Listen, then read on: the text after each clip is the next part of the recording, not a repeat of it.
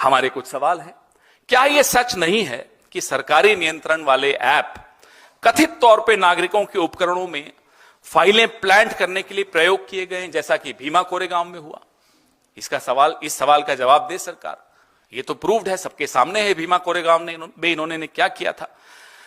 सरकार हर नागरिक के फोन में ये जबरन ऐप क्यों ठूस रही है? क्या सुरक्षा कम घुसपैठ वाले तरीकों से नहीं सुनिश्चित की जा सकती? क्या इतनी टेक्नोलॉजी आपके तथाकथित डिजिटल इंडिया में आपके पास नहीं है? इजराइल तो आपका दोस्त है, और भी ऐसे शरीफ देश भी आपके दोस्त होंगे जहां से आपको इस तरह की हार्मलेस टेक्नोलॉजी आप ला सके, जिसमें ज्यादा इंट्रूड नहीं करें, ज्यादा घुसपैठ हमारी जिंदगी में नहीं करें।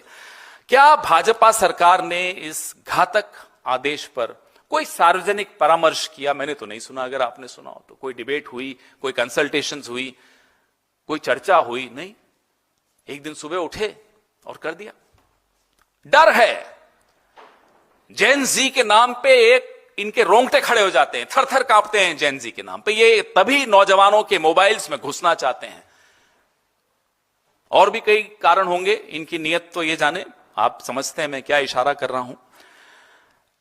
80 करोड़ डिजिटल नागरिकों की सहमति के बिना उनके मोबाइल में घुसने का यह अधिकार आपको किसने दिया?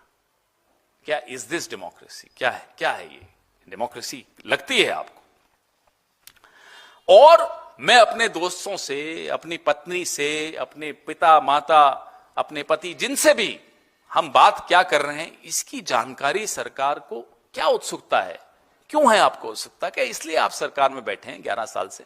नागरिकों के आपस में क्या बात चल रही है ये जानने के लिए बैठे हैं। और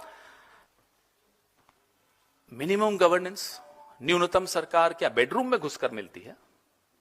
लोगों के बेडरूम में घुस के कहते हैं साहब न्यूनतम सरकार है, ये मिनिमम गवर्नेंस है। माफ कीजिएगा, ये मिनिमम गवर्नेंस नहीं, ये मैक्सिमम इंटरफेरेंस है।